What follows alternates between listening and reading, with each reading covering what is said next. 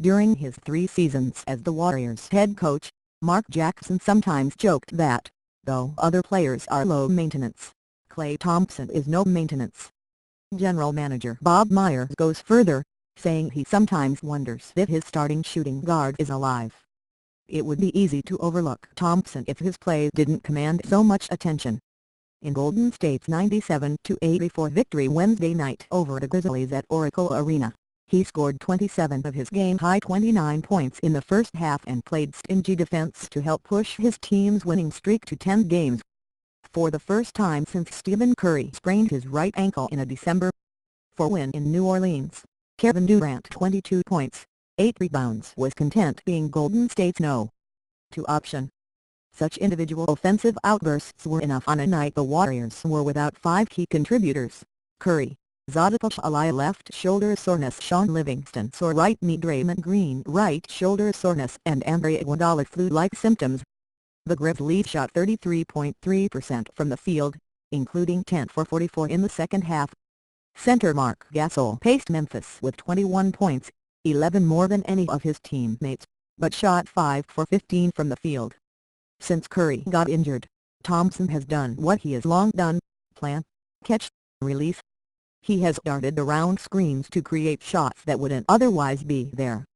Seemingly immune to fatigue, Thompson has done all that while consistently guarding one of the opponent's top scorers. That Durant has garnered most of the attention in Curry's absence for a string of dominant performances has been a bonus for a player who tries to keep his post-game news conferences brief. But in the first half Wednesday, with 5 rotation players, including 3 starters and 2 All-Stars in their prime, sidelined, Thompson had no qualms delivering one of his trademark scoring binges. 2 nights after shooting 6 for 24 from the field in an overtime win over the Lakers, Thompson scored 9 of the Warriors' first 13 points. Golden State committed 7 early turnovers, however, and entered the second quarter trailing by 4 points. Thompson could do little wrong in the second quarter.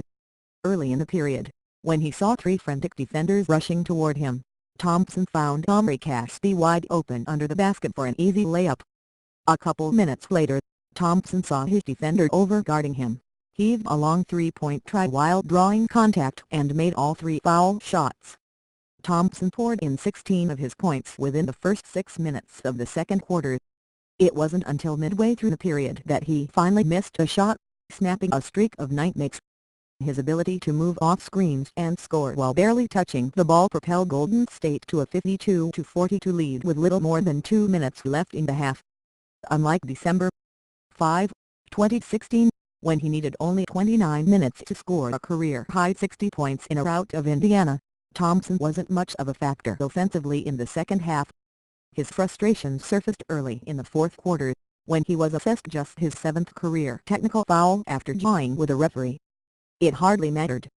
By switching off screens to guard Grizzlies center Gasol, he helped anchor one of the Warriors' most memorable defensive performances of the season. A Memphis team without Mike Conley left Achilles injury mustered 14 third-quarter points on 3 for 16 shooting. With the reigning Defensive Player of the Year watching in street clothes, Golden State held on for a convincing win despite failing to top the 100-point mark for just the 4th time this season. Center Damian Jones, called up from the G League earlier this week, made his season debut in garbage time. Though head coach Steve Kerr is hopeful several players will return to the lineup for Friday's game against the Lakers, he realizes that a healthy roster is not a necessity.